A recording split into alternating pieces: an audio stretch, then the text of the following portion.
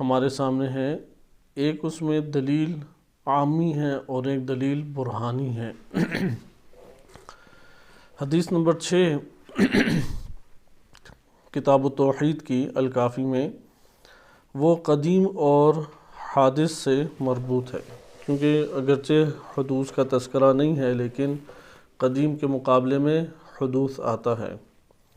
میں آپ کی خدمت میں پہلے صرف ترجمہ تھوڑا سا ذکر کرتا ہوں اور اس کے بعد ہم اس کی تبیین دیکھیں گے جو شارحین الکافی نے ذکر کی ہے، بالخصوص ملا صدرہ رحمۃ اللہ علیہ نے اس کو بڑے منظم طریقے سے بیان کیا ہے۔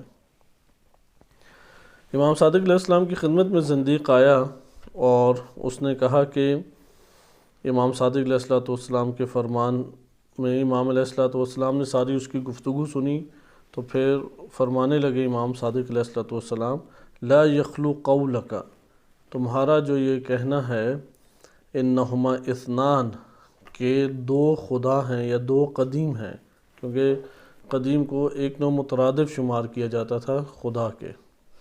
اگر دو قدیم ہیں تمہاری نظر میں، من ان یکون قدیمین قویین، تو یہ دونوں قدیم یا تو قوی ہیں، او یکون ضعیفین، یا دونوں ضعیف ہیں، او یکون احدہما قویا والآخر ضعیفا، یا دونوں میں سے قوی اور دوسرا ضعیف ہے۔ یہ ہمارے پاس قضیہ شرطیہ منفصلہ بن جاتا ہے کہ جس میں تین احتمالات ہیں اور تینوں ایک دوسرے سے جدا ہیں، کہ دونوں قدیم قوی ہیں یا دونوں ضعیف ہیں یا ایک قوی اور ایک ضعیف ہے۔ پھر امام فرماتے ہیں فَإِنْ كَانَ قَوِيَّيْنِ فَلِمَا لَا يَدْفَعُ كُلُّ وَاحِدٍ مِّنْهُمَا صَاحِبَهُ وَيَتَفَرَّدُ بِالتَّدْبِيرِ،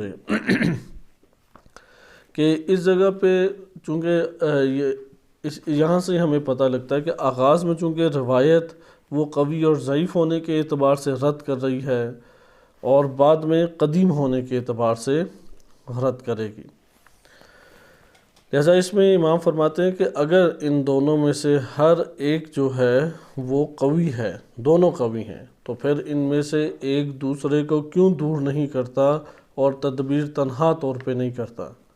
وَإِنْ زَعَمْتَ أَنَّ أَحَدُهُمَا قَوِيٌّ وَالْآخَرُ ضَعِيفٌ، کہ اگر تم یہ سمجھتے ہو کہ دونوں میں سے ایک قوی اور ایک ضعیف ہے، ثَبَتَ أَنَّهُ وَاحِدٌ، تو اس کا یہ مطلب ہے کہ وہ ایک ہے، کیونکہ ضعیف کو کوئی شمار ہی نہیں کرتا، خدا شمار نہیں کرتا یا قدیم شمار نہیں کرتا۔ كما نقول للعجز الظاہر فی الثانی، کہ دوسرے میں واضح طور پہ عجز ہے، کمزوری پائی جاتی ہے، تو اس صورت میں ہم اس دوسرے کو قدیم یا خدا شمار نہیں کریں گے۔ فَإِن قُلْتَ إِنَّهُمَا اثْنَانِ، اگر آپ یہ کہتے ہیں کہ وہ دو ہیں، لم يخل من ان يكون متفقین من كل جہۃ، اب یہ برہانی دلیل ہے۔ اگر تمہارا یہ کہنا ہے کہ دو خدا ہیں یا دو قدیم ہیں، تو تمہاری یہ بات جو ہے وہ من ان یکون متفقین من کل جہت، ہر جہت سے وہ دونوں متفق ہیں، کوئی ان میں نقطہ اختلاف نہیں پایا جاتا، او مفترقین من کل جہت، یا کاملاً ایک دوسرے سے مختلف ہیں۔ فَلَمَّا رَأَيْنَا الْخَلْقَ مُنْتَظِمًا وَالْفَلَكَ جَارِيًا وَالتَّدْبِيرَ وَاحِدًا وَاللَّيْلَ وَالنَّهَارَ وَالشَّمْسَ وَالْقَمَرَ، کہ جب ہم دیکھتے ہیں خلقت کو کہ وہ منظم طور پہ چل رہی ہے اور کشتیاں پانی میں جاری ہیں اور تدبیر جو ہے وہ ایک ذات کر رہی ہے، صحیح ہے، اور وہ بھی رات ہو، دن ہو، سورج ہو، چاند ہو، سب کی تدبیر ایک ذات کر رہی ہے، دلہا صحت الامر و تدبیر و ائتلاف الامر علی ان المدبر واحد، کہتے ہیں یہاں پہ تدبیر اور امور کا ایک دوسرے سے منسجم ہونا، سازگار ہونا، منظم ہونا، یہ واضح طور پہ دلیل ہے کہ مدبر ایک ہے، ایک سے زائد نہیں ہے۔ ثم یلزمک ان ادعیت اثنین فرجۃ ما بینہما حتی یکون اثنین فصارت الفرجۃ ثالثا بینہما قدیما معہا فیلزمک ثلاثا، کہ ہم نے اس جگہ کو ہم جدا طور پہ انشاءاللہ تعالی پڑھیں گے۔ یہ ہمارے پاس ابتدا میں جو کچھ عربی کا حصہ میں نے آپ کے سامنے پڑھا، اور دوبارہ انشاءاللہ تعالی ہم لوٹیں گے اور دیکھیں گے کہ اس آخری حصے کی اور اس سے پھر وابستہ جو پیراگراف ہے اس کی کیا تشریح بنتی ہے. لیکن اس سے پہلے میں قدیم کا معنی آپ کے سامنے ایک مختصر طور پہ ذکر کروں کہ ہم رفتہ رفتہ ان معانی کو جمع کرتے رہیں گے. قدیم اور حدوث کی بحث متکلمین اور فلاسفہ نے بڑے عمیق طور پہ ذکر کی ہے. حدوث، قدم اور حدوث یا قدیم اور حادث، یہ بحث در حقیقت ایک استمرار ہے بحث کا سبق و لحوق، یعنی سابق اور لاحق ہونے کا. اور سابق اور لاحق ہونے سے پہلے ایک اہم بحث ہے مقدم اور مؤخر. خود سابق اور لاحق کو مقدم اور مؤخر بھی کہہ سکتے ہیں. اور اس سے پہلے یہ بحث آتی ہے حرکت سے. یعنی یہ بحث کہاں سے شروع ہو رہی ہے؟ حرکت سے. حرکت کے بارے میں بڑی عمیق بحث ہے انشاءاللہ آئے گی. حرکت جوہری کا نظریہ مولا صدرہ رحمۃ اللہ علیہ نے پیش کیا اور جوہر میں بھی حرکت کو ذکر کیا اور حرکت کو اعراض کی دنیا سے نکالا. ان سے مولا صدرہ سے پہلے بالعموم فلاسفہ متکلمین اس بات کے قائل تھے کہ حرکت عارض ہے، یعنی ایک وجود ہو یا موضوع ہو اس کے اوپر عارض ہوتی ہے حرکت. جبکہ مولا صدرہ رحمۃ اللہ علیہ نے اس کو وجود کے خواص میں سے قرار دیا ہے، وجود کی خاصیت میں سے قرار دیا ہے حرکت کو. انشاءاللہ اس کو ہم اپنے موقع پہ پڑھیں گے کہ جب حدیث مبارک میں اس کا تذکرہ آئے گا. سبق اور لحوق کی جو قسمیں کی جاتی ہیں تو یہ قسمیں ہمارے پاس کوئی برہانی قسمیں نہیں ہیں. علامہ حلی رحمۃ اللہ علیہ نے کشف المراد میں بھی اور اس طرح سے دیگر بزرگان نے ذکر کیا ہے کہ السلام علیکم یہ قسمیں ہمارے پاس برہانی نہیں ہیں، استقرائی ہیں. یعنی ضرورت کے تحت ہم جب خوب تلاش کیا ضرورت پڑنے کے اوپر تو یہ قسمیں ہمارے سامنے آئی ہیں. اس کے اوپر کوئی ہمارے پاس ایسی حصر عقلی کی صورت میں دلیل موجود نہیں ہے. اس لیے ممکن ہے کہ مستقبل میں اضافہ بھی ہو سکے. سبق سے مراد ہے سبقت، پہلے ہونا. لحوق سے مراد ہے جو بعد میں لاحق ہو. اور اسی سے قدیم اور حادث کے معنی پھر آگے ہمارے پاس نکلتے ہیں. قدیم اور حادث کے ہم نے عوامی معنی تو ملاحظہ کیے تھے اور 4 قسموں کو ہم نے دیکھا تھا کہ سبق اور لحوق کی جو قسمیں بنیں گی وہی قسمیں ہم نے قرار دیا تھا کہ قدیم اور حادث کی بھی بنیں گی. اگر آپ فلسفہ اسلامی کی طرف توجہ کریں تو اس میں سبق کی بھی تقریباً 9 قسمیں ذکر کی گئی ہیں اور اسی طرح لحوق کی بھی اسی طریقے سے 9 قسمیں انہوں نے ذکر کی ہیں. سبق اور لحوق ہمارے پاس اس طور پہ 9 اقسام میں منتقل ہو جاتا ہے.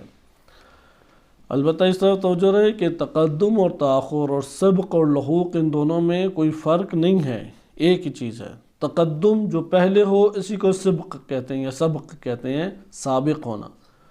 اور جو لحوق ہے وہی متاخر ہے، وہی مؤخر ہے، وہی بعد میں ہے.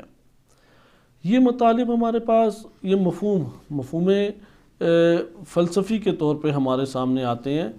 یعنی ان کی ہمارے پاس کوئی باضابطہ کوئی تعریف نہیں ہو سکتی. انشاءاللہ یہ بھی کسی اور مورد میں ذکر کیا جائے گا کہ معقولات جو مفاہیم کلیہ ہیں وہ 2 حصوں میں بنیادی طور پہ تقسیم ہوتے ہیں، یا مفاہیم اولیہ ہیں اور اس کے مقابلے میں مفاہیم ثانویہ ہیں. مفاہیم ثانویہ پھر 2 حصوں میں تقسیم ہے، منطقیہ ہیں یا فلسفیہ ہیں. ابھی ہماری بحث سے یہ خارج ہو جائے گا کہ ہم اس کی طرف نہیں رخ کرتے.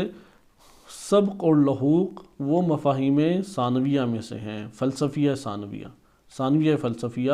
چونکہ جو بھی ثانویہ وہ بدیہی ہیں، محتاج تعریف نہیں ہیں. ان کو سمجھانے کے لیے صرف آپ کے سامنے جو وضاحت پیش کی جائے گی اس سے آپ کے ذہن میں جو تصور ہے وہ بن جائے گا. مثلا میں آپ کی خدمت میں تقدم اور تاخر یا سبق اور لحوق کا معنی ذکر کر دیتا ہوں کیونکہ اسی کے اوپر قدیم اور حادث کی بحث موقوف ہے. یعنی قدیم اور حادث کی بحث کو صحیح طریقے سے اگر ہم نے سمجھنا ہے تو ہمیں سبق اور لحوق کی بحث کو سمجھنا پڑے گا. سبق اور لحوق کی بحث کو اگر تفصیلی طور پہ سمجھنا ہے تو پیچھے حرکت کی بحث کو صحیح سمجھیں. یعنی یہاں پہ سارا کا سارا جو راز ہے وہ حرکت کی بحث میں ہے. حرکت اور زمان یا علت اور معلول یہ چند بحثیں ہیں کہ جو اساسی بحثیں ہیں ان مفاہیم کو سمجھنے کے لیے، ان مطالب کو سمجھنے کے لیے. کیونکہ یہ سوال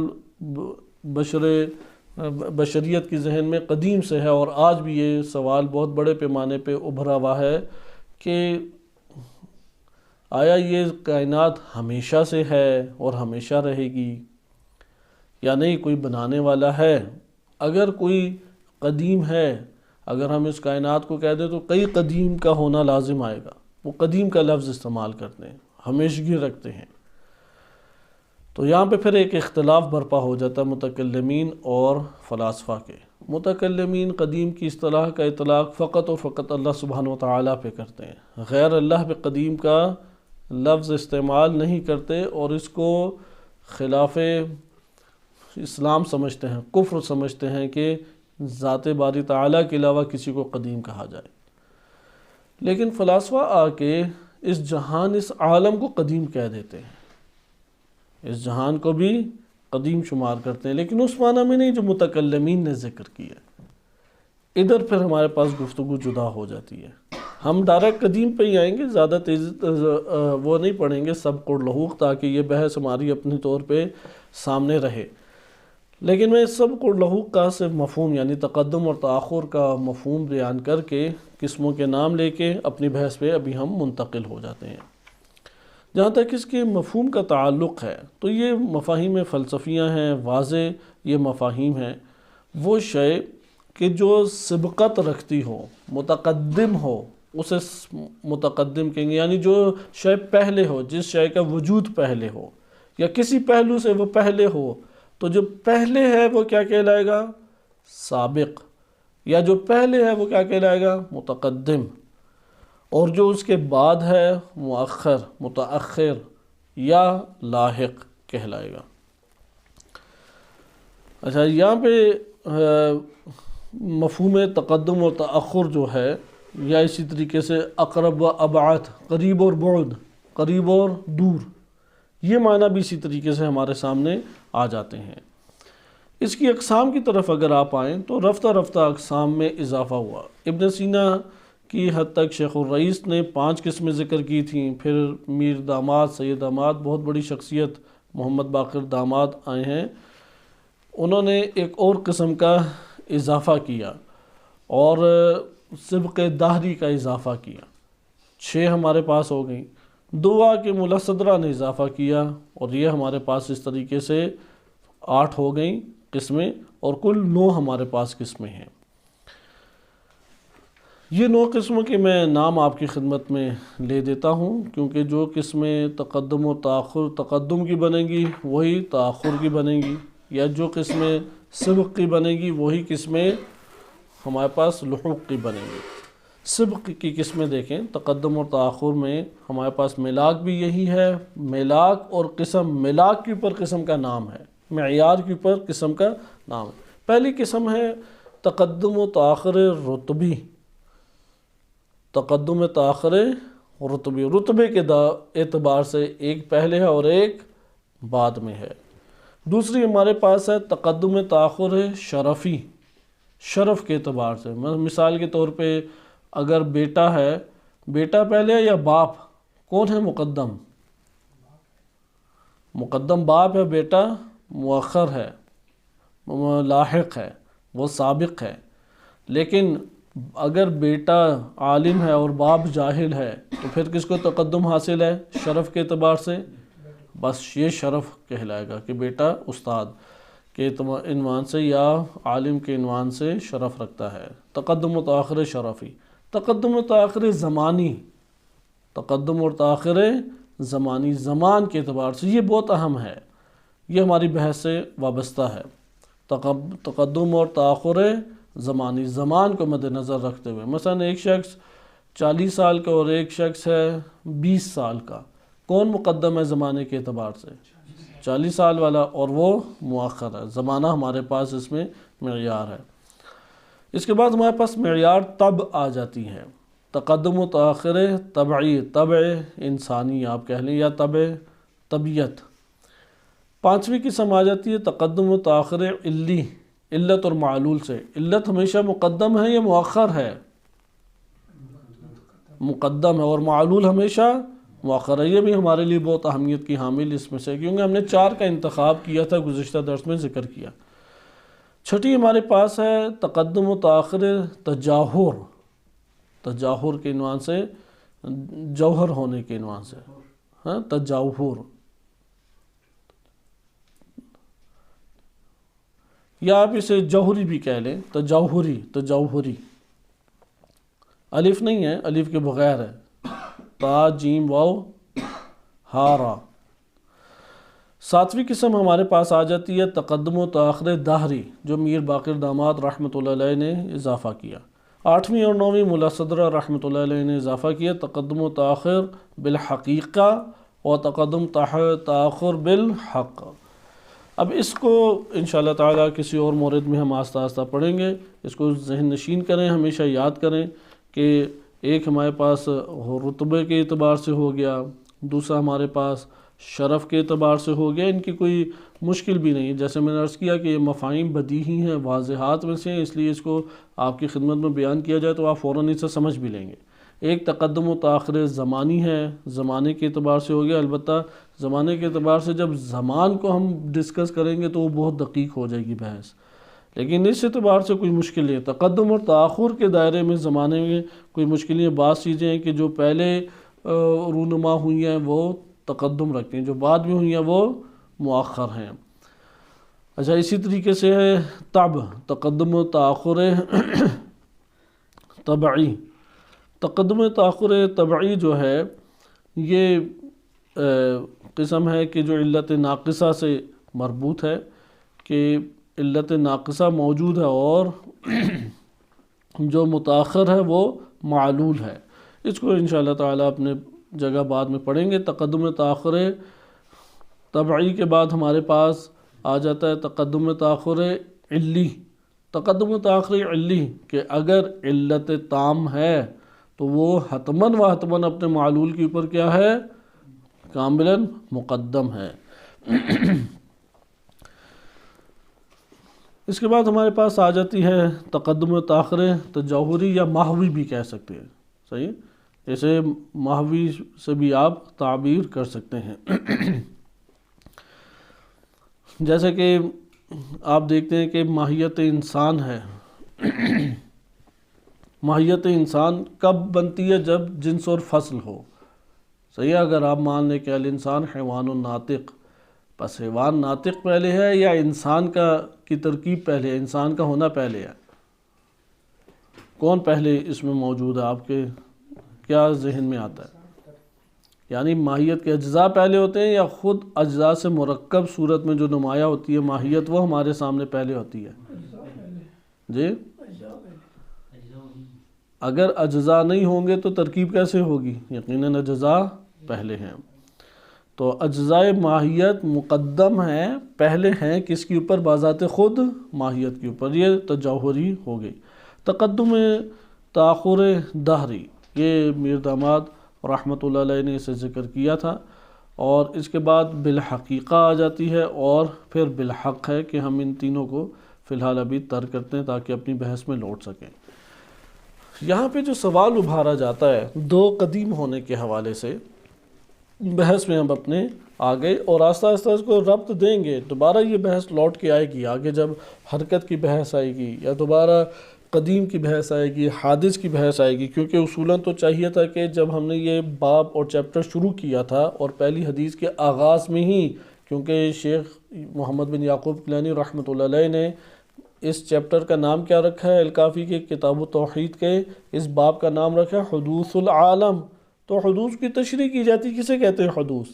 لیکن وہاں پہ یہ فلسفیانہ بحث اگر ہم طویل طور پہ کریں تو ان روایات کو پڑھنے سے رہ جائیں گے، اس لیے بہتر ہے کہ روایت کے دائرے میں رہتے ہوئے ہم مطالب کو ذکر کریں۔ لیکن بعض ایسے الفاظ ہیں کہ جن کے لیے تشریح کے لیے پہلے ایک مقدمہ ہونا ضروری ہے، وہی متقدم اور متأخر کا جو مفہوم ہے یہ قدیم اور حادث سے کو سمجھنے کے لیے ضروری ہے۔ آئے اب ہم قدیم اور حادث کو سمجھ لیں۔ قدیم حادث کے مقابلے میں ہے۔ قدیم کی ایک تعریف ہے کہ جو آپ گزشتہ درس میں پڑھ چکے ہیں، اور عرفی طور پہ عوام الناس جو اس لفظ کو استعمال کرتے ہیں، لیکن آج ہم اس کی علمی تعریف پڑھیں گے، یعنی علمی اعتبار سے اس کو ہم ملاحظہ کریں گے۔ علمی اعتبار سے اگر ہم دیکھیں، عرفی طور پہ تو آپ کو معلوم ہے کہ ہر وہ شے جو زمانے کے اعتبار سے پہلے ہو اسے کیا کہہ دیتے ہیں؟ قدیم، اور جو زمانے کے اعتبار سے بعد میں رونما ہو اسے کیا کہہ دیتے ہیں؟ حادث کہہ دیتے ہیں۔ یعنی یہ ہم کہتے ہیں کہ یہ جو مثلا سکول ہے یہ پہلے نہیں تھا، اب بنا ہے، جب اب بنا ہے تو کہیں گے یہ حادث ہے۔ کس کی نسبت سے؟ اس فلاں سکول کی نسبت سے، وہ پہلے سے موجود تھا، ہم کہیں گے زمانے کے اعتبار سے پہلے سے موجود ہے، تو ایک کو قدیم اور ایک کو یہ حادث قرار دے دیتے ہیں۔ یا اسی طریقے سے ہمارے پاس آ جاتا ہے دو پہلے ہے یا تین، دو پہلے ہے یا تین عدد، ہم کہیں گے دو پہلے ہے، یہ مقدم ہو جائے گا اور تین مؤخر ہو جائے گا، اور اسی اعتبار سے قدیم اور حادث کی ترتیب ہمارے پاس آ جاتی ہے۔ اگر ہم اصطلاحی طور پہ آئیں تو یہ بھی اس کی مفاہیم جو ہیں، یہ بھی مفاہیم فلسفیہ میں سے بدیہی ہیں، واضحات میں سے قدیم اور حادث کے، قدیم اور حادث کے جو معنی ہمارے پاس ہیں وہ واضحات میں سے ہیں۔ اس کو قسموں کے ضمن میں ہم دیکھتے ہیں، کیونکہ سبق اور لحوق یا تقدم اور تاخر کی کئی قسمیں تھیں، 4 قسمیں مہم ہیں جو ہم نے گزشتہ درس میں بھی پڑھی۔ وہ 4 قسمیں کیا ہیں؟ تقدم زمانی، نمبر 2 تقدم علی، نمبر 3 تقدم دہری، نمبر 4 تقدم بالحق۔ اس کو یہ بھی کہہ سکتے ہیں سبق زمانی، سبق علی، سبق دہری اور سبق بالحق، سبق بالحق۔ آئیں ادھر ہم آگے بڑھتے ہیں اور قدیم ذاتی اور قدیم ہم زمانی کے اعتبار سے ایک تقسیم کو ملاحظہ کریں۔ فلاسفہ نے آ کے حدوث کو 2 حصوں میں تقسیم کیا ہے، قدم اور حدوث کو 2 حصوں میں تقسیم کیا ہے۔ ایک ہے حدوث ذاتی اور اس کے مقابلے میں ہو جائے گا قدیم ذاتی، اور ایک ہے حدوث زمانی اور اس کے مقابلے میں ہو جائے گا قدیم زمانی۔ دونوں میں فرق کیا ہے؟ اس تعریف کو آپ لکھ لیں کہ دونوں میں ہمارے پاس کیا فرق رہ جاتا ہے۔ بس ایک ہو گیا ہمارے پاس حدوث آپ حدوث سے چلیں، اس کے مقابلے میں قدیم ہے، یا قدیم سے بھی آپ چل سکتے ہیں۔ ایک ہے ہمارے پاس حدوث زمانی، اس کے مقابلے میں کیا آئے گا؟ قدیم زمانی۔ ایک ہمارے پاس ہے حدوث ذاتی، اس کے مقابلے میں کیا آ جائے گا؟ قدیم ذاتی۔ چونکہ ابھی آپ تقدم اور تاخر میں زمان کی بحث پڑھ چکے ہیں، اس لیے آپ کو پتہ لگا کہ اس میں زمانہ قید ہے، قید کے طور پہ یا معیار کے طور پہ اخذ کیا گیا ہے۔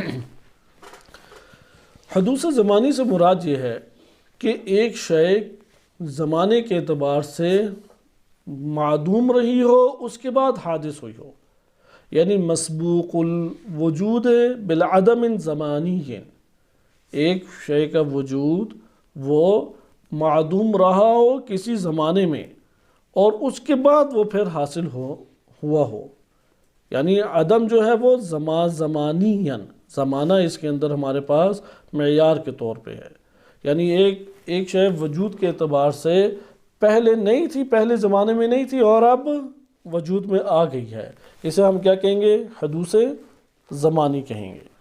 یعنی شے جو ہے وہ زمانے کو گزارتے ہوئے تدریجاً وجود میں آئی ہے۔ جب تدریجاً وجود میں آئی ہے تو اس کا یہ مطلب ہے کہ زمانے کے اعتبار سے یہ پہلے موجود نہیں تھی اور اب وجود میں آئی ہے۔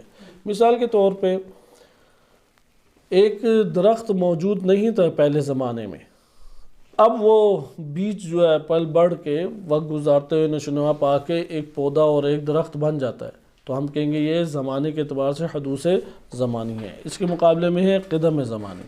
قدم زمانی یہ ہے کہ وہ شے کہ جو زمانے کے اعتبار سے مسبوق بالعدم نہ ہو، یعنی جس کا وجود عدم سے ہمکنار زمانے کے اعتبار سے نہ ہو، نہ کہ ذاتاً، زمانے کے اعتبار سے وہ نہ ہو عدم سے ملحق۔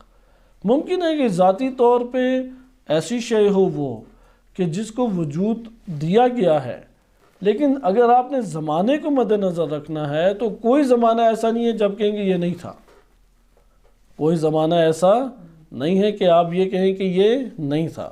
ذات کے اعتبار سے کہہ سکتے ہیں لیکن زمان کے اعتبار سے نہیں۔ بس زمان کے اعتبار سے یہ ہوگا، ایک ہے کہ ایک زمان میں نہیں تھا پھر آیا، یہ کیا کہلا جائے گا؟ حدوث زمانی۔ اس تعبیر کو ذہن نشین کریں کہ حدوث و قدم زمانی میں زمانے کو مد نظر رکھا گیا۔ قدیم زمانی کیا کہیں گے؟ کہ ایک شے جس کا وجود عدم کے ہمراہ نہیں تھا، یعنی معدوم ہی نہیں تھا، وہ موجود تھا اس زمانے میں۔ صحیح ہے؟ یعنی قدیم زمانی سے کیا مراد ہو جائے گا؟ قدیم زمانی اس سے مراد یہ ہے کہ ایک وجود کا اس طریقے سے ہونا کہ وہ عدم زمانی کے ساتھ وابستہ نہ ہو، معدوم نہ ہو رہا ہو، مسبوق بالعدم الزمانی نہ ہو، یعنی وہ وجود پہلے عدم زمانی سے وابستہ نہ رہا ہو۔ حدوث زمانی کیا ہے؟ دیکھیں حدوث اور قدم میں نا ایک ہمیشہ فرق رکھیں۔ قدیم وہ ہے، اگر آپ وجود کے اعتبار سے بحث کریں، قدیم وہ ہے کہ جو عدم کے ساتھ کبھی مربوط نہیں رہا۔ حادث کون ہے؟ کہ جو پہلے معدوم تھا پھر حادث ہوا۔ بس ادھر قدیم سے ہماری کیا مراد ہے؟ ادھر قدیم کسے کہیں گے؟ جو مسبوق بالعدم نہ ہو۔ مسبوق بالعدم سے کیا مراد ہے؟ یعنی عدم کے ساتھ تقدم نہ رکھتا ہو، اس کا پہلا جو ہے عرصہ یا پہلا جو وجود ہے وہ عدم کے ساتھ ملحق نہ ہو۔ درست ہے؟ اسے کیا کہیں گے ہم؟ قدیم۔ کیونکہ مسبوق یعنی متقدم، جو عدم کے ساتھ متقدم نہ ہو، جس کا تقدم، جس کا گزشتہ، جس کا پہل وہ کیا ہو؟ عدم نہ ہو، اسے کیا کہتے ہیں؟ قدیم۔ اور جس کا پہل جو ہے، تقدم جو ہے، وہ عدم کے ہمراہ تھا، بعد میں اسے وجود عطا ہوا، اسے کیا کہیں گے؟ حادث کہیں گے۔ بعض اوقات زمانے کے اعتبار سے ایسا ہوتا ہے یا نہیں کہ ایک شے اگر زمانے کو مد نظر رکھیں کبھی بھی معدوم نہیں تھی، اگر زمانے کو مد نظر رکھیں تو وہ معدوم نہیں تھی، اسے کیا کہیں گے ہم؟ قدیم زمانی۔ اسے مثلا ایک وجود ہے، اگر زمانے کو پیش نظر رکھیں تو وہ کبھی بھی اس کا تقدم، اس کا پہل، اس کے پہلے والا گزشتہ یا پہلے جو مرحلہ ہے وہ معدوم نہیں تھا زمانے کے اعتبار سے، تو اس کو ہم قدیم زمانی کہیں گے۔ اور اگر کوئی ایسی شے ہو کہ جو زمانے کے اعتبار سے پہلے معدوم تھی، بعد میں وہ کیا آئی ہے؟ وجود میں، اسے کیا کہیں گے؟ حدوث زمانی۔ ایک شے پہلے وجود نہیں رکھتی تھی، پہلے زمانے میں موجود نہیں تھی، یعنی اس کا گزشتہ، اس کا سبق یا سبقت، مسبوق، متقدم ہونا، سارے ایک ہی الفاظ ہیں۔ یہ جو پہلے ہے وہ معدوم کے ساتھ تھا، لیکن معدوم زمانی کے ساتھ تھا، درست؟ اس کے بعد کیا ہوا؟ وہ رونما ہوا، وجود اسے عطا ہوا ایک زمانے میں، یہ کیا کہلائے گا؟ حدوث زمانی ہمارے پاس کہلائے گا۔ چونکہ زمان ہے تو ایک ظرف ہونا چاہیے۔ زمان کی تعریف بہت اہمیت کی حامل ہے، کیونکہ زمان حرکت سے بنتا ہے۔ یہ جو ہمارے پاس اوپر افلاک ہیں، سورج، چاند، ستارے، خصوصاً زمین، چاند اور سورج کی حرکت سے زمانہ ہمارے پاس تشکیل پاتا ہے۔ اگر حرکت ہی نہ ہو تو زمانہ بھی وجود نہیں رکھے گا، حرکت کے اوپر یہ زمانہ تشکیل پاتا ہے۔ اس لیے جب سورج اور چاند ستارے نہیں تھے، زمانہ تھا تب؟ اس لیے زمانے کو ہم تصور اگر کریں تو اس کے تصور سے پہلے کچھ وجودات کا تصور ضروری ہے، وإلا زمانے کا تصور نہیں ہو سکتا۔ بہرحال یہ آگے ہمارے پاس آئے گی۔ یہ تو آپ کے پاس ہو گیا کہ تعریف قدم زمانی اور حدوث زمانی کی۔ بس یہاں پہ ہم اس کے مقابلے میں ایک اور تعریف پڑھیں گے، اور وہ ہے کہ قدم ذاتی اور حدوث ذاتی۔ اس کا سمجھنا اب آپ کے لیے آسان ہو گیا۔ صحیح ہے؟ قدم ذاتی اور حدوث ذاتی، اس میں اور بھی تھوڑی دقتیں ہیں، انشاءاللہ اس کو کسی اور مورد میں آپ کے سامنے پیش کیا جائے گا، لیکن قدم ذاتی سے کیا مراد ہے؟ ادھر بھی حدوث ذاتی کو پہلے دیکھیں۔ ہر وہ وجود جو پہلے معدوم تھا پھر وجود میں آیا، ذات کے اعتبار سے، اب زمان کے اعتبار سے نہیں، اس کی ذات کے اعتبار سے، اس کے وجود کے اعتبار سے، ہر وجود جو اس کا تقدم کیا ہے؟ معدوم ہے۔ پہلے کیا تھا؟ معدوم۔ وہ اپنی ذات کے اعتبار سے کیا ہے؟ معدوم تھا، پھر وجود میں آیا، اسے کہتے ہیں حدوث ذاتی۔ اسے کیا کہیں گے؟ حدوث ذاتی۔ ادھر میں آپ سے ایک سوال کروں گا، اس کے بعد انشاءاللہ تعالی ہم حدیث کے اوپر منتقل ہو جائیں گے، چونکہ اس سوال سے پتہ لگ جائے گا کہ آپ کے علم میں یہ تعریفیں اور ان کے معانی وہ واضح طور پہ آ گئے ہیں یا نہیں۔ ابھی آپ توجہ ساری کریں، حدوث ذاتی۔ حدوث ذاتی کسے کہتے ہیں؟ کہ ذات کے اعتبار سے پہلے معدوم تھا، پھر وجود میں، ایسے کہتے ہیں مسبوق بالعدم، وہ وجود جو مسبوق بالعدم ہو۔ مسبوق وہی تقدم، سبقت، یعنی عدم کے ساتھ پہل اس کا عدم کے ہمراہ ہو۔ مسبوق بالعدم کہ جو عدم کے ساتھ سبقت رکھتا ہو اور اس کے بعد پھر وہ وجود میں آیا ہو، درست ہے؟ اسے کیا کہیں گے؟ حدوث ذاتی۔ اس کے مقابلے میں ہے قدیم ذاتی۔ قدیم ذاتی کہتے ہیں کہ جو مسبوق بالعدم نہ ہو، جو مسبوق بالعدم نہ، یعنی اس کی ذات کبھی بھی عدم سے وابستہ نہیں رہی، اس کی ذات کبھی بھی عدم سے وابستہ نہیں رہی، ہمیشگی رکھتی ہے، ازلی ہے۔ بس قدم ذاتی ہمارے پاس کیا ہوا؟ قدم ذاتی یا قدیم ذاتی ہو جائے گا کہ وہ ذات کہ جو کبھی بھی عدم سے ملحق نہیں رہی، کبھی بھی اس کا سابقہ عدم کے ساتھ نہیں رہا، ہمیشہ سے ہی وجود ہے وہ، درست ہے؟ یہاں پہ ایک سوال، اس سے آپ کو یہ معلوم ہو جائے گا کہ یہ بحث آپ کے لیے واضح ہوئی ہے یا نہیں۔ ہم نے حدوث زمانی پڑھا، حدوث زمانی وہ حدوث ذاتی حتماً ہے یا نہیں؟ حدوث زمانی حدوث ذاتی ہے یا نہیں؟ حدوث ذاتی ہے۔ حدوث زمانی قدیم ذاتی ہو سکتا ہے؟ حدوث زمانی، کیونکہ حدوث زمانی ہم نے کیا کہا ہے؟ ایک زمانہ تھا کہ جب عدم سے وابستہ تھا، پھر وہ ایک زمانے میں وجود میں آیا۔ یہ حدوث حادث زمانی وہ قدیم ذاتی ہو سکتا ہے؟ نہیں ہو سکتا، کیونکہ قدیم ذاتی یہ ہے کہ جو ذات کے اعتبار سے کبھی بھی عدم سے وابستہ نہیں رہا۔ جب ہم حدوث کہتے ہیں، آپ کہیں گے یہ قدیم سے وابستہ ہی نہیں ہو سکتا۔ قدیم کا مطلب ہے کہ وہ مسبوق بالعدم نہیں رہا۔ جب آپ حدوث کہہ رہے ہیں تو حدوث تو مقابلے میں ہے، قدیم ذاتی و قدیم زمانی، ہر دو کے مقابلے میں حدوث زمانی ہے۔ ادھر ایک اور سوال، قدیم زمانی۔ قدیم زمانی کا مطلب ہم نے کیا کیا تھا؟ قدیم زمانی، قدیم زمانی یعنی جس کا وجود زمانے کے اعتبار سے عدم سے ملحق، ہاں، یعنی کسی زمانے میں بھی وہ عدم سے وابستہ نہیں رہا۔ یہ ہو سکتا ہے کہ قدیم زمانی وہ حدوث ذاتی ہو، قدیم زمانی حدوث ذاتی ہو۔ ساری بحث ہی ہماری اس جگہ پہ ہے، اصل جو نقطہ تفکر ہے وہ یہاں پہ ہی ہے۔ قدیم زمانی وہ حدوث، وعلیکم السلام، کیا قدیم زمانی وہ حدوث ذاتی ہو سکتا ہے یا نہیں؟ ہو سکتا ہے۔ مثلاً کیسے؟ مثلا ایک چیز جو پہلے اس میں نہیں تھی لیکن زمانے ذات کے اعتبار سے جو ہے وہ نہیں تھی، نہیں ہو سکتا۔ دیکھیں نا، حدوث، دیکھیں قدیم زمانی وہ حدوث ذاتی ہو سکتا ہے یا نہیں؟ کیونکہ قدیم زمانی کی تعریف ہم نے کیا کیا؟ تعریف پہ غور کریں قدیم زمانی کی۔ جس کا وجود زمانے کے اعتبار سے عدم سے ملحق نہیں نہ ہو، یعنی کسی زمانے میں معدوم نہ رہا ہو، وجود میں ہمیشہ وجود رہا ہو۔ اور ہم نے حدوث ذاتی کی تعریف کیا پڑھی ہے؟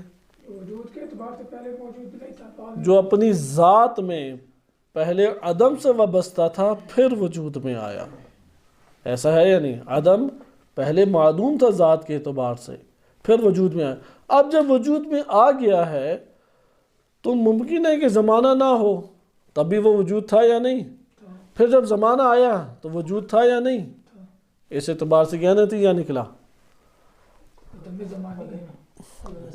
اس کا نتیجہ ہمارے پاس یہ نکلا کہ قدیم زمانی وہ حدوث ذاتی ہو سکتا ہے۔ میں دوبارہ یہ تشریح آپ کے سامنے کروں کیونکہ یہی وہ نقطہ ہے کہ جہاں پہ متکلمین اور بعض فلاسفہ نے آپس میں اختلاف کیا ہے، اس لیے دوبارہ توجہ کریں۔ قدیم ذاتی ہے اور ایک قدیم زمانی ہے، اسی طرح حدوث ذاتی اور حدوث زمانی ہے۔ اب ہم ترتیب کو تھوڑا جدا کر لیتے ہیں۔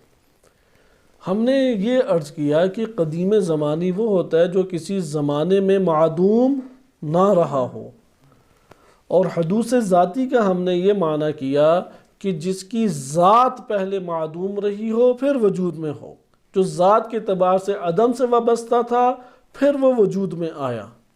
تو یہاں پہ ہو سکتا ہے کہ جو پہلے عدم سے وابستہ تھا پھر وجود میں آیا اور وہ پھر قدیم زمانی بھی بن جائے۔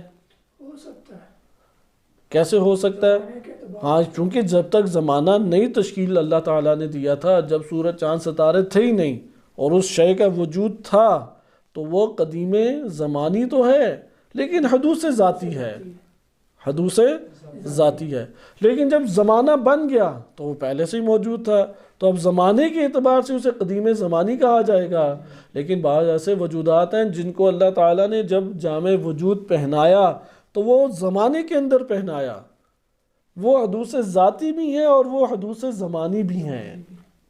واضح بات۔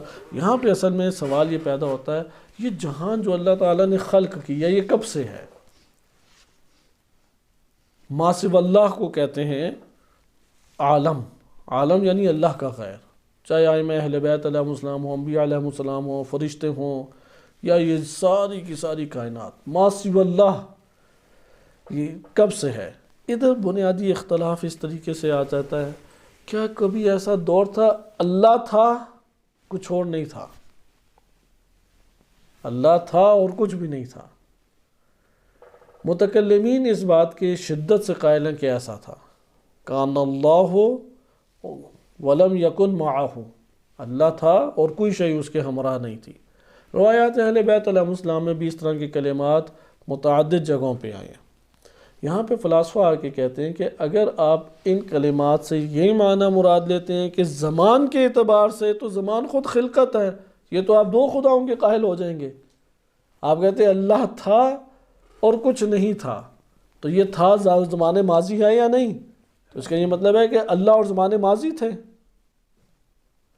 اس لیے یہ مطلب نہیں لے سکتے اللہ اور زمان ماضی تھے اور پھر زمان ماضی سے نکال کے اللہ نے حال یا استقبال میں کچھ چیزیں بنائیں، نہیں، یہ معنی اس طرح نہیں لے سکتے۔ کان اللہ ہو، یہاں پہ کان اللہ ہو زمان ماضی نہیں لے سکتے مراد، کیونکہ زمانہ تو بہت بعد میں تشکیل پایا، اس سے پہلے فرشتے اللہ نے خلق کیے، فرشتوں سے پہلے بھی روایات اہل بیت علیہ السلام اور عرفاء اور فلاسفہ کے مطابق خداوند متعال نے ایک اور خلقت کو خلق کیا جسے حقیقت محمدیہ صلی اللہ علیہ وسلم کہتے ہیں، یا انوار اہل بیت علیہ السلام، نبی صلی اللہ علیہ وسلم اور ائمہ اطہار علیہ السلام کو اللہ تعالیٰ نے وجود کے اعتبار سے خلق کیا، جسم نہیں۔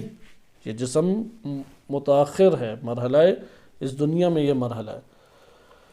لہذا یہاں پہ سورج چاند ستارے تو بہت بعد میں اللہ تعالیٰ نے خلق کیے، اس لیے یہاں پہ یہ بحث جب آتی ہے تو یہاں پہ پیچیدگی پیدا ہوتی ہے۔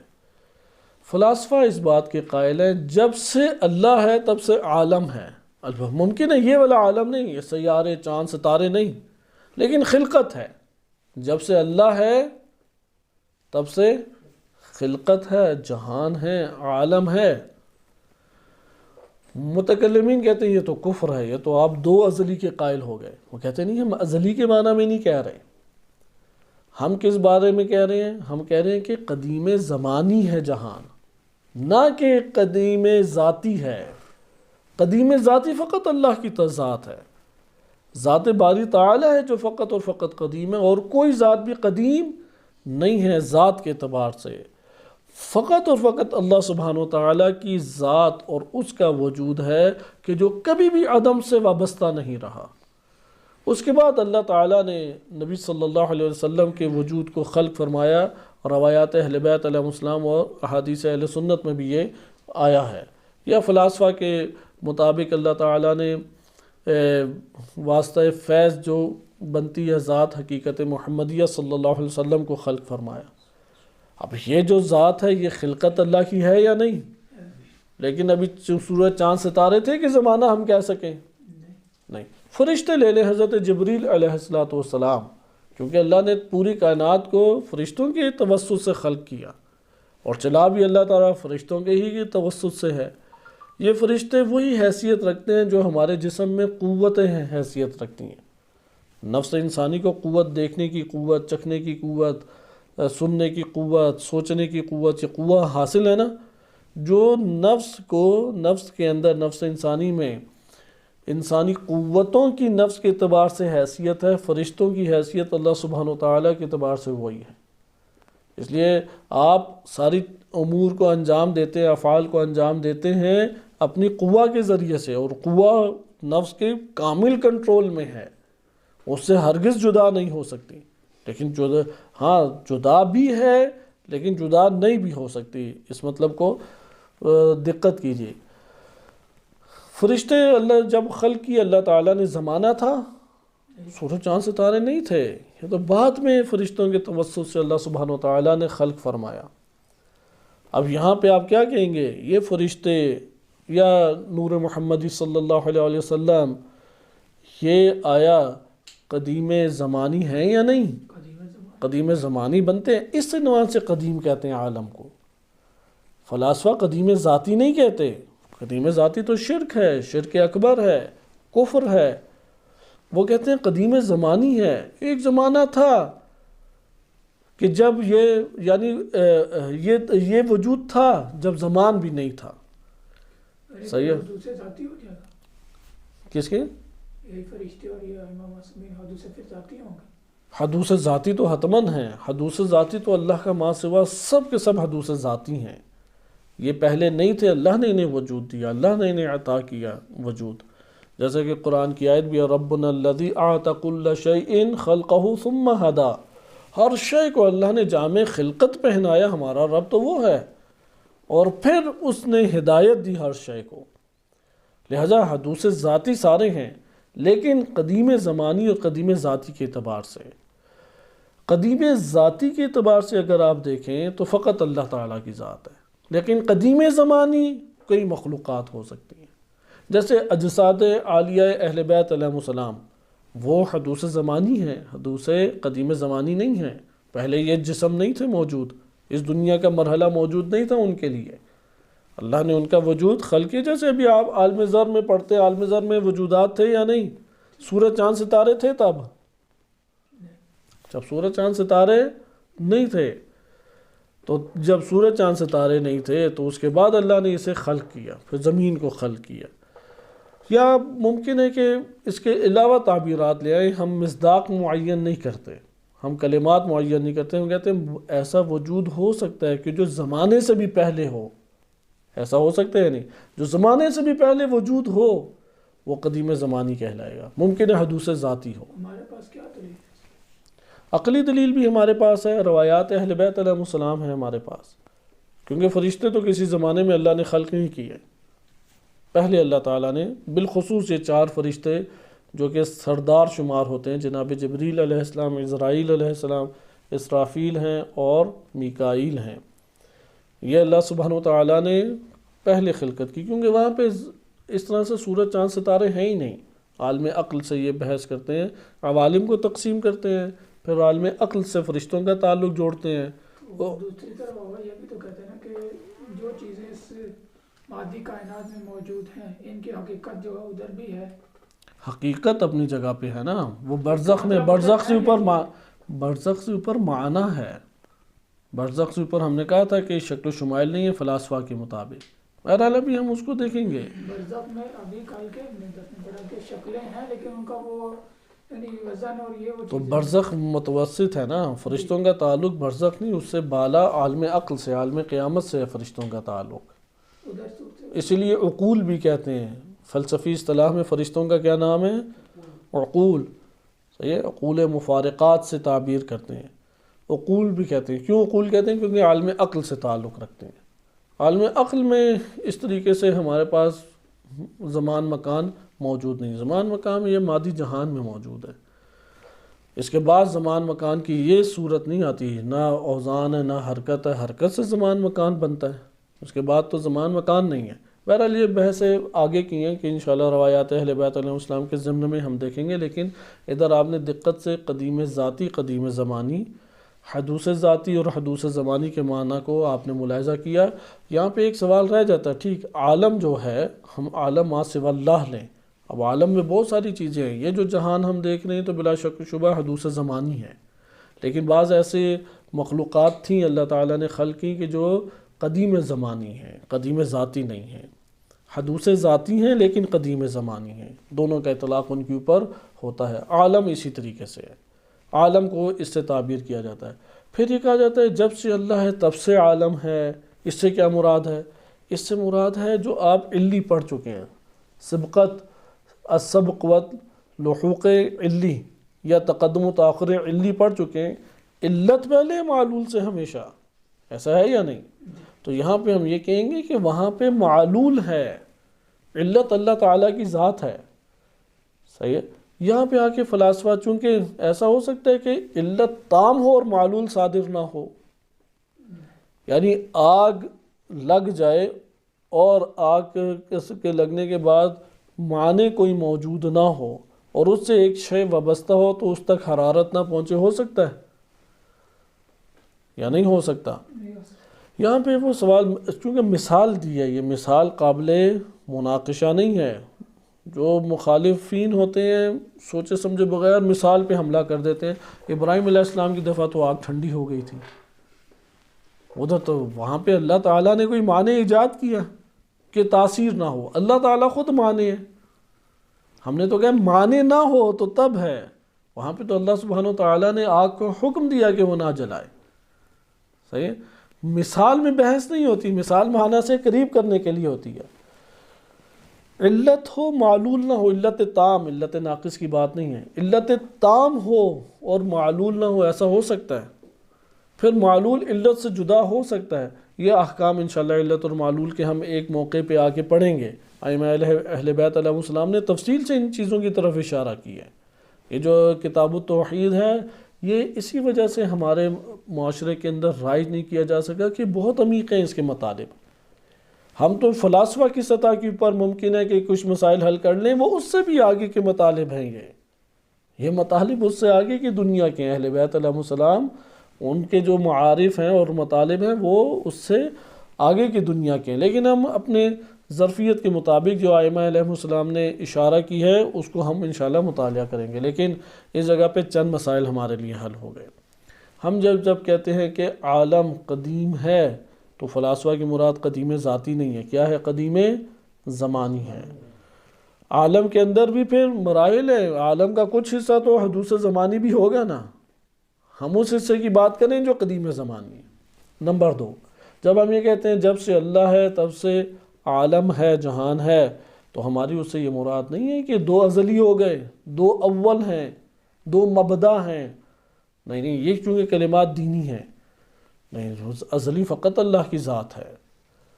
ازلی فقط و فقط ابدی اللہ تعالیٰ کی ذات ہے. اول اللہ کی ذات ہے حقیقی معنی میں. بعد کے معنی میں آپ مجازاً نسبت دیں تو یہ ایک الگ چیز ہے. حقیقی معنی میں ازلی فقط اللہ کی ذات ہے. نمبر 2، اس کی تشریح پھر کیا ہے؟ اس کی تشریح علت اور معلول ہے. اللہ تعالیٰ مسبب الاسباب ہے جیسے دعاؤں میں وارد ہوا ہے. علت اور معلول سے بعض کو بڑی وہ ایک دشمنی ہوتی ہے کہ یہ کون سا نام آپ نے اللہ کے لیے رکھ دیا، علت العلل، تمام علتوں کی علت. تو یہ کوئی قرآن میں آیا ہے، کوئی حدیث میں آیا ہے. تو پھر ان کو آگے کہا جاتا ہے مسبب الاسباب تو آیا روایات میں، صحیح ہے، تمام اسباب کا اللہ ہی سبب ہے، مسبب الاسباب ہے، سارے کے سارے اسباب آپ علت کی جگہ سبب کہہ دیں، علل کے بجائے اسباب کہتے ہیں، فرق نہیں پڑتا، الفاظ سے تھوڑی ہماری کوئی لڑائی اور دشمنی ہے، اصل تو معنی اس کے ماورا ہوتا ہے۔ لہٰذا ہم یہاں پہ کہتے ہیں اللہ تعالیٰ ہر شے کا سبب ہے۔ ادھر پھر آ کے کہتے ہیں کہ ہو سکتا ہے کہ سبب ہو مسبب نہ ہو، یعنی علت ہو معلول نہ ہو، کیونکہ اللہ تعالیٰ مختار نہیں ہے، اختیار نہیں رکھتا، یہ تو آپ اللہ کو مجبور کر رہے ہیں، کیونکہ آگ سے حرارت مجبوراً نکلتی ہے، آپ تو ادھر سے اللہ تعالیٰ کو مجبور کر رہے ہیں متکلمین کے دلیل۔ فلاسفہ اس کے جواب دیتے ہیں نہیں، یہ اختیار کے ہمراہ ہے، یا اس کو آسان زبان میں ہم سمجھائیں تو اللہ سبحانہ و تعالیٰ آیا اس کی مملکت قدیم ہے یا نہیں؟ دعائے عہد آپ پڑھتے ہیں نا، صحیح ہے، اس کے بارے میں وَمُلْكِكَ الْقَدِيمُ، تیرا ملک جو ہے قدیم، وہ کون سا ملک؟ ملک یعنی ملکیت، مملوک ہوگا تو ملکیت ہوگی نا، تو پھر وہ کون سا قدیم ہے؟ ادھر ذاتی آپ کریں تو کتنے پھر ہو جائیں گے، یہ تو نہیں کہہ سکتے وَمُلْكِكَ الْقَدِيمُ۔ اسی طرح سے آپ روایات دیکھیں دعائے سحر میں قدیم الاحسان، احسان، قدیم الاحسان، کس کے اوپر احسان کیا اللہ نے؟ یہ کون سا قدیم ہے؟ یعنی اس جگہ پہ وہ جن کے اوپر ہوا ہے وہ قدیم زمان، لیکن صفات باری تعالیٰ یہ اللہ تعالیٰ کی اس کی ہمراہ ہیں، یعنی صفات ذاتی کی بات کی جا رہی ہے۔ بات کی صفات تو نسبی ہیں، اضافی ہیں اللہ تعالیٰ کی طرف، صفات ذاتی اللہ کی وہ ہمیشہ ہیں یا نہیں؟ وہ قدیم ذاتی ہیں یا زمانی ہیں؟ ادھر یہ اشاعرہ اور امامیہ کا اختلاف ہے، یہاں سے آپ کو سمجھ آئے گا۔ اشاعرہ کہتے ہیں کہ اللہ کی ہر صفت اس کی ذات سے جدا ہے، شیعہ کہتے ہیں اگر یہ مان لیا تو یہ کتنے قدیم ذاتی ہو جائیں گے۔ اللہ عالم ہے ہمیشہ سے یا نہیں؟ اگر علم جدا ہو اور ذات جدا ہو تو یہاں پہ قدیم زمانی آپ کہیں گے علم کو، یہاں پہ تو قدیم زمانی نہیں، آپ کہتے ہیں جب سے اللہ ہے اس کی ذات ہو سکتا ہے کہ کوئی مرحلہ ہو کہ وہ علم سے وابستہ نہ ہو، قدرت سے وابستہ نہ ہو، اس لیے قدرتہ ذاتہ، علمہ ذاتہ روایت کے الفاظ ہیں۔ قدیم ہم اس لیے کہتے ہیں عین ذات ہے، ذات اور ان صفات عینی میں اصلاً کوئی فرق ہے ہی نہیں، اگر فرق کر دیے تو کئی قدیم ذاتی لازم آئیں گے، آئی سمجھ؟ لیکن یہاں پہ دوسری طرف سے یہ تو متکلمین بڑی تشویق دلاتے ہیں اور بڑی حوصلہ افزائی کرتے ہیں فلاسفہ کی کہ بڑا اچھا مطلب آپ نے ثابت کر دیا، لیکن ادھر سے پھر جب فلاسفہ آتے ہیں یا عرفاء آتے ہیں تو یہاں پہ تھوڑا آپس میں ٹکراؤ آ جاتا ہے۔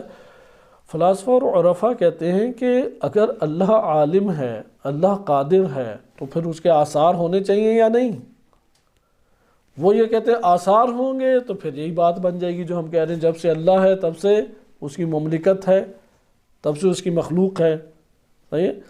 لہذا یہ بات آ کے اختلاف کا باعث ہو۔ متکلمین کہتے ہیں نہیں، سبب تام ہو، کامل ہو، ممکن ہے کہ اس سے کوئی شے صادر نہ ہو، تو ادھر پہ روایات کی زبانی اگر آپ بات کریں تو اس طرح کہیں گے ایسا کہ اللہ تعالیٰ سخی ہے اور سارے کے سارے موارد اس کے پاس موجود ہیں کہ وہ اپنی سخاوت کو ظاہر کرے، اور کوئی رکاوٹ بھی موجود نہیں ہے، اور محتاجی بھی ہے اگلے طرف کہ وہ محتاج فقر رکھتا ہے، یعنی مخلوقات اس کو نیاز اور ضرورت بھی ہے، تو یہاں پہ اللہ تعالیٰ نعوذ باللہ بخل کرے گا، عطا نہیں کرے گا،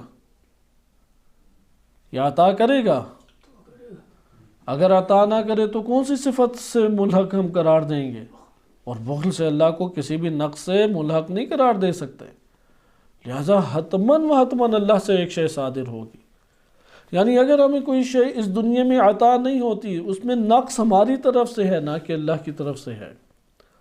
اس لیے عرفاء اور فلاسفہ اس بات کو بہت تاکید سے ذکر کرتے ہیں کہ تم اپنے آپ کو مستحق قرار پاؤ تو وہ اس کی طرف سے تو فیض جاری ہے، وہ عطا ہو جائے گا۔ لہذا ایسا نہیں ہو سکتا کہ ایک زمانہ ہم رکھیں کہ اللہ تھا اور اللہ تعالیٰ کی یہ صفات بھی تھیں، وہ قادر بھی تھا، وہ عالم بھی تھا، وہ حی بھی تھا، وہ سمیع بھی تھا، بصیر بھی تھا، اس کے بعد سب قدرتوں کے سرچشمے بھی تھے، لیکن اس نے سب چیزیں اپنے اندر سنبھال کے رکھی، کوئی چیز ظاہر نہیں کی۔ کہیں گے کیسے ظاہر؟ کوئی رکاوٹ تھی جو ظاہر نہیں کی؟ کہیں گے نہیں، رکاوٹ بھی نہیں تھی۔ کہیں گے اس کی پھر کیا مسئلہ ہے؟ ارادہ نہیں کیا۔ کیوں ارادہ نہیں کیا؟ کیا چیز معنی بنی کہ جو اللہ تعالیٰ نے ارادہ نہیں کیا کہ خلقت ہو؟ یہاں پہ آپ کہیں گے کہ معنی موجود نہیں تو پھر ارادہ کیا تھا۔ شے وجود اللہ تعالیٰ کی طرف وجود کی نسبت دینا یہ درست ہے، عدم کی نسبت تو نہیں دے سکتے۔ لہذا جیسی اللہ تعالیٰ کا وجود ہے اس سے آثار بھی ہیں اس کے وجود کے، وجود باری تعالیٰ کے آثار بھی حتماً ہوں گے اور رہیں گے، ابد رہیں گے۔ اس لیے یہ مطالب پھر آگے دقیق سے دقیق ہوتے چلے جاتے ہیں۔ اس لیے قدیم ذاتی کے عنوان سے ہمارے پاس یہ بحث آئی، فقط و فقط اللہ کی ذات کیا ہے؟ وہ قدیم ہے، اور اللہ کے علاوہ کوئی ذات بھی قدیم ذاتی نہیں ہے، قدیم زمانی ہو سکتی ہے۔ لیکن یہ جو آپ نے جہان کے بارے میں پڑھا، اب آپ کو یہ معلوم ہو گیا۔ اچھا، یہاں پہ ایک سوال پیدا ہوگا، آپ ان روایات کا کیا کہیں گے جو احادیث میں آتا ہے؟ کان اللہ، کہ اللہ تعالیٰ تھا اور کوئی شے اس کے ہمراہ نہیں تھی، فقط اللہ تھا، ہر شے سے پہلے اللہ ہے۔ فلاسفہ کہتے ہیں کہ یہ علت کے عنوان سے ہے، سبب کے عنوان سے ہے، وہ سر چشم وجود کے اعتبار سے ہے کہ جہاں سے سارے کے سارے وجودات صادر ہوئے، وہ مبدا کے اعتبار سے ہے، نہ کہ وہ زمان کے اعتبار سے ہے۔ اگر آپ زمان کے اعتبار سے کہہ دیں تو اللہ پلس ماضی کریں گے، یہ بات ہی درست نہیں بنتی۔ اس لیے اللہ ہمیشہ سے ہے تو اس کے آثار بھی ہمیشہ سے ہیں، اور وہ آثار خلقت بن جاتی ہے۔ ملا صدر رحمۃ اللہ علیہ کے میں آپ کی خدمت میں صرف 2-3 لائنیں پڑھ دیتا ہوں، اور بقیہ انشاءاللہ تعالی اگلے درس میں اس کی شرح آپ کی خدمت میں آئے گی۔ لیکن ان کلمات کو اچھے طریقے سے ڈسکس کریں، مباحثہ کریں۔ مباحثہ نہیں کریں گے ذہن سے نکل جائیں گے۔ ہم اگر فلسفے کو روایات کے ضمن میں کچھ حل کر لیں تو اتنی مقدار کافی ہے، کیونکہ اس کا اصل مقصد بھی آیات روایات اہل بیت علیہ السلام سے استفادہ کرتے ہوئے آگے کے معارف کو حاصل کرنا ہے۔ ذکر کرتے ہیں ملا صدرہ رحمۃ اللہ علیہ کہ یہ جو حدیث ہے، حدیث نمبر 6، کہ بعض جگہوں پہ حدیث نمبر 5 اسے قرار دیا گیا، کیونکہ ہم نے ایک طویل حدیث پڑھی، اسے بعض نے 2 حصوں میں تقسیم کیا، بعض نے ایک حصے میں۔ اس میں ذکر کرتے ہیں کہ یہ حدیث 3 طرح کے مطالب کے اوپر مشتمل ہے۔ پہلا مطلب یہ ہے کہ الہ العالم، ان الہ العالم واحد لا شریک لہ، اس عالم کا فقط اور فقط ایک الہ ہے جس کا کوئی بھی شریک نہیں ہے، نہ فرشتے شریک ہیں، نہ ائمہ اہل بیت علیہ السلام شریک ہیں۔ اللہ سبحانہ و تعالیٰ کی ذات، اس کی صفات، اس کے افعال، کسی میں بھی کوئی شریک نہیں ہے، حتیٰ کہ فعل الہی میں بھی کوئی شریک نہیں ہے۔ یہ پہلا مطلب ہے جو اس روایت میں ثابت کیا گیا۔ دوسرا مطلب اثبات انہ موجود، اللہ موجود ہے، یعنی قدیم ہے تو ہمیشہ سے موجود ہے۔ قدیم کا مطلب، قدیم ذاتی کا مطلب ہی کیا ہوتا ہے؟ موجود ازلی، ہمیشہ سے موجود ہے۔ نمبر 3 اثبات ان لا ماہیت لہ، کہ اللہ تعالیٰ کی کوئی ماہیت نہیں ہے، کیونکہ جو بھی قدیم ذاتی نہیں ہے وہ کیا کہلاتا ہے؟ ماہیت۔ یعنی حدوث ذاتی کو کیا کہتے ہیں؟ ماہیت بھی کہتے ہیں۔ حدوث ذاتی کو ممکن الوجود بھی کہتے ہیں۔ یہ آپ جو اصطلاحات ہیں اسے اچھے طریقے سے نوٹ کیجئے۔ حدوث ذاتی کے کتنے نام ہیں؟ نمبر 1 ماہیت، نمبر 2 وجود ممکن الوجود، ممکن الوجود، نمبر 3 واجب بالغیر، تیسرا نام کیا ہے؟ واجب بالواجب الوجود بالغیر، واجب الوجود بالغیر۔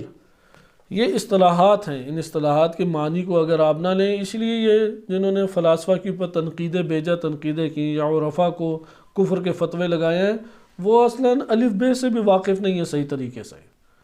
جب العالم قدیم کہا جاتا ہے، قدیم زمانی مراد ہے، وہ قدیم ذاتی سمجھے ہوئے۔ جب کہا جاتا ہے واجب الوجود، بالغیر ہے تو وہ بالغیر پہ توجہ ہی نہیں کرتے.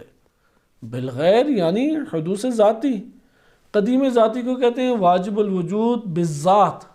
قدیم ذاتی کو کیا کہتے ہیں؟ واجب الوجود بالذات.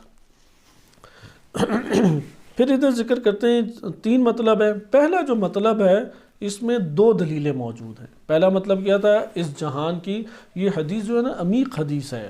اس حدیث کو بہت ہلکا نہ سمجھے، کیونکہ ہم نے پچھلے درس میں بھی عربی جو پڑھی تھی وہ ایک حصے کی پڑھی تھی، اس درس میں بھی عربی ایک حصے کی پڑھی. بقیہ جو 2 مطالب ہیں وہ آگے کے ہیں، وہ ہم نے نہیں ذکر کیے، نہ پڑھے ہیں عربی پڑھی ہے نہ ذکر کیے ہیں. بس 3 مطالب ہو گئے ہیں.